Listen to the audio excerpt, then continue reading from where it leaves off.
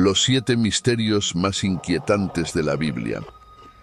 Hoy desvelamos 7 increíbles misterios escritos en tu Biblia que te dejarán impactado. Empezamos. 7. El misterio del Génesis 5. Cuando abrimos la Biblia y llegamos a Génesis 5, nos encontramos con una larga genealogía. Una lista de nombres desde Adán hasta Noé. A simple vista parece solo un registro de personas sin mayor relevancia. Pero cuando traducimos el significado de cada nombre, descubrimos algo fascinante. Un mensaje oculto. Hombre, nombrado, mortal, pena, el Dios bendito, descenderá, enseñando, su muerte traerá, desesperación, consuelo. Y cuando unimos estas palabras, obtenemos un mensaje impactante. El hombre será nombrado mortal y sufrirá pena, pero el Dios bendito descenderá enseñando y su muerte traerá desesperación, pero luego consuelo. Esto es increíble. En la lista de nombres de Génesis estaba escondido el Hijo de Dios. Antes de que Abraham naciera, antes de que Moisés escribiera la ley, antes de que Isaías profetizara sobre el Mesías, el mensaje ya estaba ahí. Desde Adán hasta Noé, la historia de la redención fue escrita en los nombres mismos de los patriarcas. Dios no improvisa. Dios no deja cabos sueltos. Desde el inicio de la humanidad dejó un mensaje codificado, un plan que solo aquellos que escudriñan las Escrituras podrían descubrir. Jesús dijo: «Porque si creyeseis a Moisés, me creeríais a mí, porque de mí escribió él». Pero ahora sabemos que Moisés escribió el Génesis, y ahí estaba el mensaje de la cruz. Este descubrimiento ha dejado perplejos a muchos estudiosos. No estamos hablando de una interpretación forzada ni de un código oculto basado en cálculos complejos.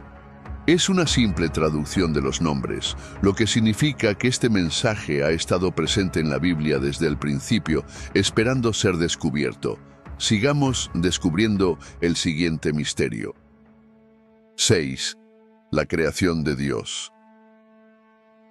En Génesis 2 leemos: «Entonces Jehová Dios formó al hombre del polvo de la tierra y sopló en su nariz aliento de vida». Todos sabemos que Dios formó al hombre del polvo de la tierra, y a primera vista esto puede parecer una descripción simbólica. Pero cuando se analiza desde el punto de vista científico, encontramos un detalle fascinante. Los elementos químicos que forman el cuerpo humano son exactamente los mismos que se encuentran en la Tierra. Sí, los elementos químicos principales del cuerpo humano son carbono, hidrógeno, oxígeno y nitrógeno, y son exactamente los mismos elementos químicos del polvo del suelo. Esto significa que, literalmente, el ser humano está compuesto de los mismos materiales que la Tierra, lo que confirma lo que la Biblia dijo hace miles de años. Pero hay algo aún más profundo en la creación del ser humano: el ADN. El ADN es la molécula que contiene la información genética de cada ser vivo. El ADN está compuesto por 4 bases que forman secuencias numéricas específicas que determinan las características de cada persona. Ahora bien, en el idioma hebreo las letras también son números, y si aplicamos la secuencia numérica del ADN al hebreo, encontramos una palabra: el nombre de Dios en hebreo. ¿Es una coincidencia que el código de la vida lleve inscrito el nombre del Creador? ¿Cómo puede haber una casualidad tan exacta? Y lo más importante, ¿significa esto que llevamos la firma de Dios en nuestro cuerpo? Sí. Desde la creación del hombre, Dios dejó su firma en lo más profundo de nuestro ser. No es solo un diseño perfecto, es un sello, una prueba de que fuimos creados con propósito. Llevamos impresa la marca del que nos creó. La Biblia dice en Salmo 139, «Tú formaste mis entrañas, me hiciste en el vientre de mi madre. Te alabaré, porque asombrosa y maravillosamente he sido hecho». Pero hay algo aún más profundo. La sangre, símbolo de la vida en la Biblia, contiene una molécula fundamental llamada laminina. Sin ella, las células no podrían mantenerse unidas, el cuerpo no tendría estructura y la vida no podría sostenerse. Y cuando la ciencia la descubrió y la examinó bajo el microscopio, encontró algo impactante. La laminina tiene la forma de una cruz. Jesús dijo: «Yo soy el camino, la verdad y la vida». La cruz, símbolo de salvación, está grabada en la estructura de nuestra propia sangre. Desde el principio Dios nos formó del polvo y nos dio vida, y cuando el pecado nos separó de Él, nos compró de nuevo con sangre. El ADN lleva su nombre, nuestra sangre lleva su sacrificio. No somos un accidente, somos creación de Dios y su firma está en nosotros. Veamos el siguiente misterio. 5.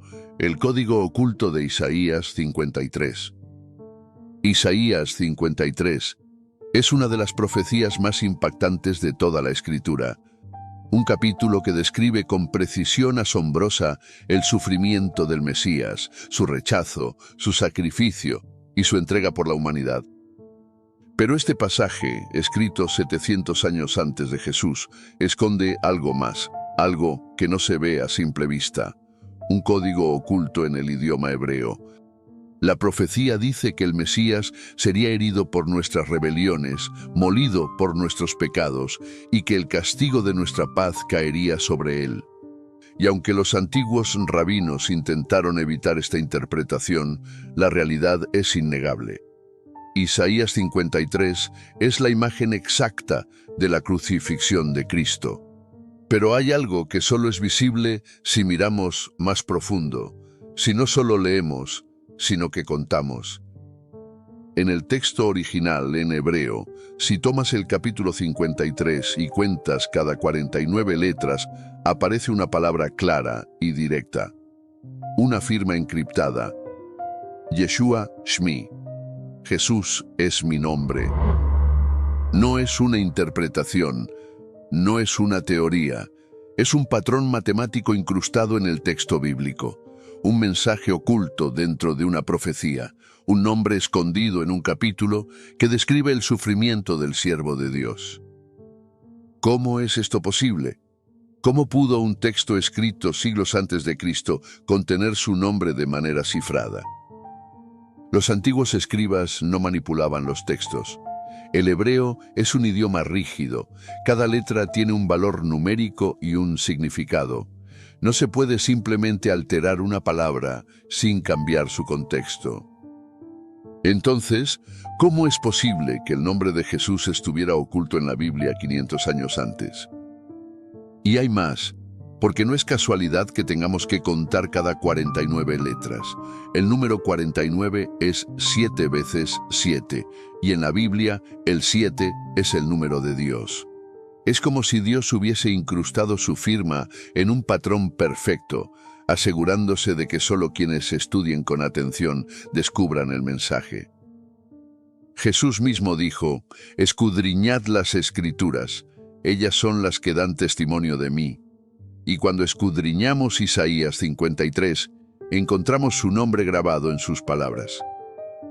Esta es una prueba más de que la Biblia es más que un libro. Es un mensaje codificado por alguien que ve el fin desde el principio. Si el nombre de Jesús estaba oculto en un texto escrito 7 siglos antes de su nacimiento, ¿cuántos misterios más están escondidos a simple vista? Veamos el siguiente misterio. 4. La maldición de Jerusalén. Jesús estaba en Jerusalén observando la ciudad desde el Monte de los Olivos. Sus discípulos admiraban el templo, la joya más sagrada del pueblo judío. Para ellos, este lugar era eterno, indestructible. Pero lo que Jesús dijo en ese momento dejó a todos sin aliento. Te rodearán con vallado, te sitiarán y te estrecharán por todas partes. Te derribarán a tierra y no dejarán en ti piedra sobre piedra, por cuanto no conociste el tiempo de tu visitación. Los discípulos quedaron en silencio. ¿Cómo podía ser esto posible? ¿Cómo podría un edificio tan magnífico ser reducido a escombros? ¿Y cómo podía Jesús estar tan seguro de algo así? Lo que nadie imaginaba era que 40 años después, esta profecía se cumpliría de manera exacta, palabra por palabra. En tiempos de Jesús, Jerusalén estaba bajo el control del Imperio Romano. Había tensiones constantes entre los judíos y los romanos, y muchos esperaban que el Mesías los liberara de la opresión. Sin embargo, en lugar de anunciar una revolución política, Jesús habló de un juicio venidero. Dijo que Jerusalén sería destruida. Dijo que no quedaría piedra sobre piedra. Para muchos, esto sonaba imposible. El templo de Herodes era una de las estructuras más grandiosas de su tiempo. Sus muros tenían enormes bloques de piedra, algunos de más de 500 toneladas. Nadie, en su sano juicio, pensaría que algo así podría desaparecer. Pero 40 años después de la predicción de Jesús, en el año 70 después de Cristo, los romanos, bajo el mando del general Tito, sitiaron Jerusalén. Fue una guerra brutal. El hambre y la desesperación consumieron la ciudad. Finalmente, los romanos entraron y prendieron fuego al templo. Lo que ocurrió después es escalofriante. El calor del incendio fue tan intenso que el oro del templo comenzó a derretirse y se filtró entre las grietas de las piedras. Cuando el fuego se apagó, los soldados romanos, en busca del oro, removieron piedra por piedra para saquearlo. Cada piedra del templo fue desmontada, hasta la última. Los historiadores romanos, como Tácito y Flavio Josefo, documentaron estos hechos. No es una leyenda, es historia comprobada. Lo que Jesús dijo se cumplió al pie de la letra. No quedó piedra sobre piedra. No fue una destrucción parcial. Fue un cumplimiento exacto de una profecía que nadie podía haber previsto con tal precisión. Veamos el siguiente misterio. 3. El día perdido en el libro de Josué. En la Biblia hay relatos que desafían toda explicación lógica, pero pocos son tan desconcertantes como lo que sucedió en Josué 10. En medio de una sangrienta batalla, Josué clamó a el Señor: Sol, detente en Gabaón, y tú, luna, en el valle de Ajalón. Y el sol se detuvo y la luna se paró, hasta que la gente se hubo vengado de sus enemigos. Este pasaje describe un evento imposible según la ciencia moderna. El sol y la luna se detuvieron en el cielo. El tiempo mismo pareció detenerse, permitiendo que los israelitas terminaran su batalla. Para muchos, esto ha sido considerado solo un mito, una metáfora o un relato simbólico, pero en 1897, un científico afirmó haber encontrado algo escalofriante: un día perdido en la historia del tiempo. El astrónomo llamado Harold Hill, el cual trabajó con la NASA, hizo una declaración que sacudió a la comunidad científica y religiosa. Según él, al calcular la posición de los cuerpos celestes y rastrear los movimientos del Sol y la Luna en la historia, su equipo encontró una anomalía en el tiempo. Faltaban 23 horas y 20 minutos en el calendario astronómico. Este déficit en el tiempo parecía corresponder con el evento descrito en el libro de Josué, un día que nunca terminó. Pero eso no es todo. Si faltaban 23 horas y 20 minutos, eso dejaba una diferencia de 40 minutos para completar exactamente un día entero. ¿Y adivina qué? En Reyes 20, la Biblia menciona otro evento asombroso. El rey Ezequías recibió una señal milagrosa cuando Dios hizo retroceder la sombra del reloj de sol de Acaz, exactamente 10 grados. 10 grados equivalen a 40 minutos. Si esto es cierto, significa que los dos eventos combinados explican el día perdido en la historia del tiempo. Aquí es donde surge el debate. Algunos historiadores han señalado que la historia de Harold Hill podría ser solo una leyenda urbana, una historia exagerada que ha circulado sin evidencia real. No hay registros científicos oficiales que confirmen este hallazgo. Pero hay algo que no se puede ignorar: la precisión del relato bíblico. Si el evento de Josué fuera solo un mito, ¿por qué la Biblia menciona detalles tan específicos sobre la posición del Sol y la Luna? Y si la historia de Harold Hill es falsa, ¿por qué tantas culturas antiguas tienen relatos sobre un día prolongado o una noche inesperadamente larga? Civilizaciones como los chinos, los egipcios y los aztecas tienen registros de un día inusualmente largo en su historia. Incluso en la mitología inca, se habla de un tiempo en que el sol se detuvo. Esto nos deja con dos posibilidades. O todo esto es solo una coincidencia increíble o algo inexplicable realmente ocurrió en el pasado. Hoy en día, la ciencia no puede probar ni refutar este evento. Pero lo cierto es que la Biblia describe un fenómeno que desafía todo entendimiento y que, de alguna manera, encaja con relatos de distintas culturas y con anomalías en el tiempo que algunos científicos han intentado explicar. Veamos el siguiente misterio. 2. La mentira del número 666. Durante siglos el número 666 ha sido temido, evitado y considerado el sello del mal. Se ha prohibido en matrículas de coches, en números de habitaciones de hotel y hasta en calles para no atraer la mala suerte. La cultura popular lo ha convertido en el emblema del demonio, reforzando la idea de que es el número más siniestro de la Biblia. Pero, ¿y si todo esto fuera un error? ¿Y si el número de la bestia no es realmente el 666? El único capítulo en toda la Biblia donde aparece el número 666 es en el libro del Apocalipsis, capítulo 13.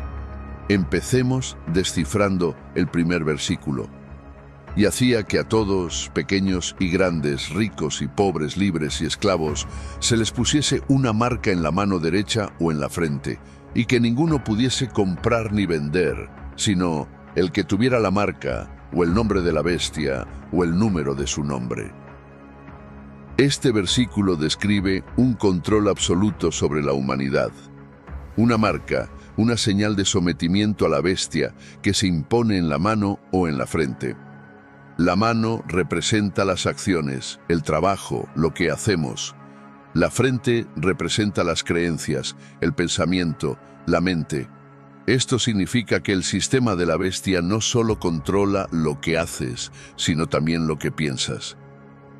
La marca representa una señal de sometimiento y fidelidad a la bestia, un símbolo de control y conformidad. Solo aquellos que aceptan la marca, el nombre o el número de la bestia pueden participar en la economía, lo que implica una dependencia total y una lealtad forzada. Y el versículo termina dándonos una gran pista. Aquí hay sabiduría. El que tiene entendimiento cuente el número de la bestia porque es número de hombre, y su número es 666. Este es el versículo que cambió la historia. Nos llama al discernimiento mediante una señal clara, el número 666. Pero este número es falso. El número de la bestia no es el 666, y tenemos una prueba clara del verdadero número del demonio. En 1999, un hallazgo arqueológico sacudió el mundo académico. El papiro 115, el manuscrito más antiguo del Apocalipsis, no dice 666, dice 616.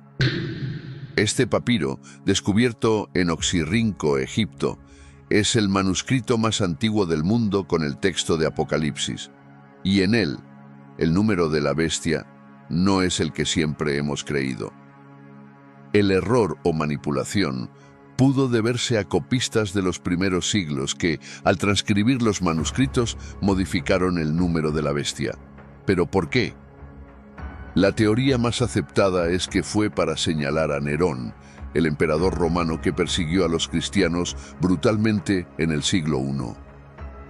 En la gematría hebrea, un sistema donde las letras tienen valores numéricos, el nombre Nerón César suma 666. El emperador Nerón es conocido por haber perseguido a los cristianos durante su reinado en el Imperio Romano. La persecución más cruel ocurrió después del gran incendio de Roma, en el año 64 después de Cristo. El devastador incendio arrasó gran parte de la ciudad de Roma, destruyendo numerosos distritos y causando gran sufrimiento y devastación. Pero aunque las causas exactas del incendio no están claras, hubo rumores de que Nerón mismo había ordenado el incendio para despejar terreno para sus palacios. Para desviar la atención y las acusaciones de su persona, Nerón necesitaba un grupo a quien culpar. Los cristianos, que ya eran un grupo minoritario y relativamente desconocido con prácticas que los romanos consideraban extrañas y antisociales, se convirtieron en un blanco conveniente. El historiador romano Tácito, en el libro 15 de Anales, capítulos 44, describe cómo Nerón culpó a los cristianos del incendio. Tácito menciona que Nerón sometió a los cristianos a horribles torturas y ejecuciones. Esta es una de las fuentes más detalladas sobre la persecución de los cristianos bajo Nerón. Los cristianos fueron arrestados en gran número y se les sometió a torturas y ejecuciones brutales. Algunos fueron cubiertos con pieles de animales y devorados por perros, otros fueron crucificados y algunos fueron quemados vivos para servir como iluminación nocturna en los jardines de Nerón. Esta persecución dejó una marca profunda en la memoria colectiva de la comunidad cristiana primitiva, y Nerón sería recordado por su brutalidad y persecución. En la literatura cristiana posterior, Nerón fue frecuentemente asociado con el anticristo o figuras de maldad suprema. Por esto es muy posible que un copista cambiara el número 616 por el número 666 para relacionar a Nerón con el anticristo. Pero ¿cómo puede ser que este error no se haya corregido en las nuevas versiones de la Biblia? En los manuscritos más antiguos, algunos escribas usaban 666 y otros 616, dependiendo de cómo quisieran identificar a la bestia. Lo cierto es que el número 6 en la Biblia representa al hombre, la imperfección y la debilidad. Dios creó al hombre en el sexto día. El hombre trabaja 6 días y descansa el séptimo. Jericó cayó el séptimo día después de que marcharan 6 días. Por eso, 666 es la intensificación del dominio del hombre sin Dios, un sistema basado en la autosuficiencia humana, en el poder terrenal, sin reconocer a Dios. Con el tiempo, el número 666 se volvió predominante, especialmente después de que Ireneo de León, un padre de la Iglesia del siglo II, defendiera que este era el número correcto. El problema es que Ireneo basó su argumento en manuscritos tardíos, no en los más antiguos, y así, el error quedó fijado en las traducciones bíblicas posteriores, creando una falsa creencia que ha perdurado durante siglos hasta el día de hoy. Veamos el último misterio. 1. El reloj profético de Daniel. El profeta Daniel, mientras se encontraba en cautiverio en Babilonia, recibió una revelación escalofriante. El Señor le mostró un calendario divino que marcaba con precisión los eventos más importantes de la historia de la humanidad. El Señor le mostró el futuro. El ángel Gabriel le dijo: 70 semanas están determinadas sobre tu pueblo y sobre tu santa ciudad para acabar con la prevaricación, poner fin al pecado, traer justicia y sellar la visión y la profecía y ungir al santo de los santos. Este pasaje menciona un período de 70 semanas que traería redención y juicio. Pero estas no son semanas normales. En la Biblia, un día profético equivale a un año. Por lo tanto, 70 semanas proféticas equivalen a 490 años. Pero dentro de estas 70 semanas, Dios le reveló a Daniel algo aún más específico. Sepas, pues, y entiendas que desde la salida de la orden para restaurar y edificar a Jerusalén hasta el Mesías príncipe, habrá 7 semanas y 62 semanas. La Biblia nos dice que el punto de inicio de esta profecía sería cuando se diera la orden para reconstruir Jerusalén. Ese decreto fue emitido en el año 457 a.C.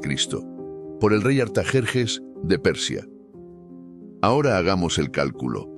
Si sumamos 483 años a la fecha del decreto, llegamos al año 27 después de Cristo, exactamente el año en que Jesús comenzó su ministerio. ¿Es esto una simple coincidencia? Daniel, escribiendo siglos antes, predijo con exactitud el año en que el Mesías aparecería en la historia.